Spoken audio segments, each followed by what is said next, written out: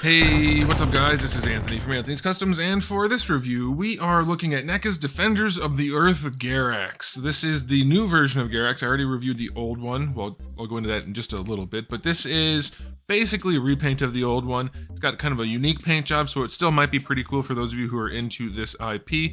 But for those of you who aren't, well, it might not be the one for you. We're going to talk about that a little bit more. So let's go ahead and get him off the stand and take a closer look. All right, so for you NECA people who asked me to show the packages, this is what the package looks like. It's a flat, not a glossy finished cardstock with the blister. So it's very classic looking. It has the NECA logo down here, and it looks like, I'm guessing it was supposed to be Galoob. I'm guessing it was Galoob back in the day, because that reminds me of Galoob, but I could be wrong. Anyway, this is the new version of GARAX. The old version, which I have reviewed, and I'll put a link up in the top right corner, is right there. He's the one that was all white with the various like kind of cell shading paint job right there. That's what he looked like. This one obviously doesn't have that finish. It is the same sculpt, and well, sort of. So there's some upside and some downside to this new one. They are different versions of the character, let me be clear. So for those of you who know about the character, you'll have a reason to get it or not. But for those of you who don't, this one just has the holographic projector in his torso to make him unique. And we'll talk about that a little bit more, but otherwise, same sculpt. Okay, so let's go ahead and get a height measurement. This guy stands almost exactly 19 centimeters, just a touch above that, giving this stance. I guess you could adjust it a little bit. And that's going to make him about 7.5 inches. Here he is up against everyone's favorite creepy uncle.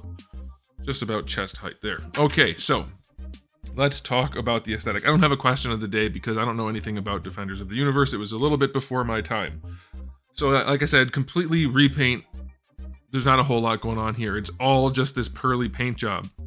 It's done really well. I have no idea how this is going to look on camera, but it is like, it's white plastic with like a metallic white paint job, and then it has this blue paint job on top of it that's also metallic. It's not technically pearly, but it does look different at different angles. So whatever it is, they did a good job. It looks pretty darn cool. The hands are significantly lighter than the rest of the body, so is the top of the head, like right here.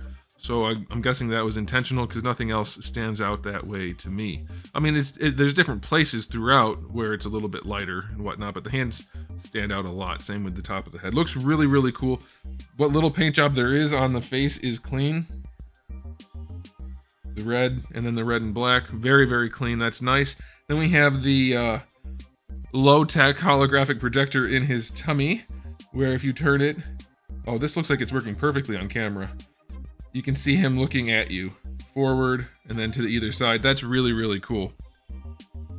So yeah, I mean, it's a basic repaint. There's not a whole lot going on, not a whole lot to look at, but I think for what they were aiming for, it's pretty good. I think it's a good job. This is especially cool, and I'm pretty sure this is the same torso piece as the other one, so if you really want to, you could buy this one and pop the hologram onto the other one, even though it's not probably technically accurate.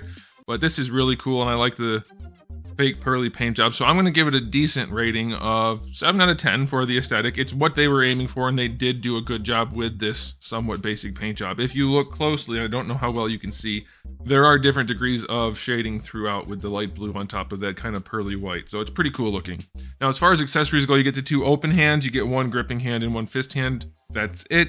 Then you get a gun, like a singular little gun hand or gun for him to hold in his hand, and then that can actually be connected to the other bigger gun, which slides over his hand. And you saw that before. I think it was blue on the other release, but that's it for accessories. So nothing incredible. It's pretty basic as far as releases go, especially considering it's a repaint.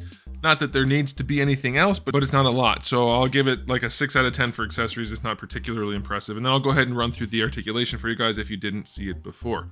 All right, so the head is on a double ball peg, though given the design, you're not going to get a whole lot of range out of it. I would say it's enough, but not impressive. So for the shoulder, you're not going to get quite all the way out to horizontal, a little bit less than that. You're going to get your full rotation, of course.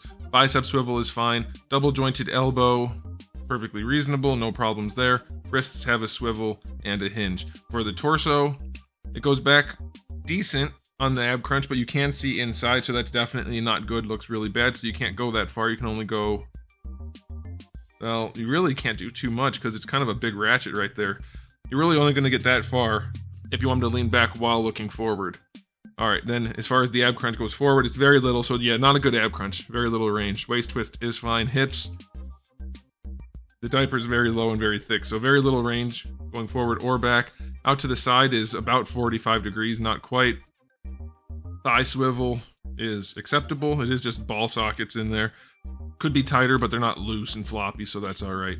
Double jointed knee. Lower leg is really long, really long, but he's not exactly human, so it's okay. You get good range out of it though, so that's nice. And then for the ankle, it goes far enough back, pretty far forward. Decent ankle rocker. It's pretty steep, but it's okay. And then you get a goofy toe hinge, which is functional, I guess, but pretty goofy looking. Again, he's not human, so you can kind of let it slide. Articulation on this guy is not impressive, so I'm going to give it only a 5 out of 10. It doesn't pose very well. Now, I'm not guessing that you're going to want to pose him a whole lot, so it's probably okay. You could justify it, but it is objectively very limited in range. So now it's time for the final verdict. This guy really is the kind of figure where you're just getting it to have in your collection because you remember the character. And in that case, it's fine. If you're getting it for really dynamic poses or crazy good accessories or even an intricate paint job, doesn't have any of that stuff. It has a few cool features in the aesthetic. It poses well enough, I guess, to get it into some basic poses, and same thing for accessories. It's just enough. And so in that sense, it's not impressive at all, but it is what NECA was aiming at, so I can't fault it too much. I'm going to give it a 7 out of 10. It's perfectly acceptable. It's not going to impress. It's probably not going to disappoint. It is just what it is. So there it is. Thanks for watching, guys. If you enjoyed the video, please do give it a thumbs up. If you didn't, give it a thumbs down. And if you haven't subscribed, you should. I have new videos almost every single day and thousands already on the channel. So make sure you come back for all of that. In the meantime, keep collecting.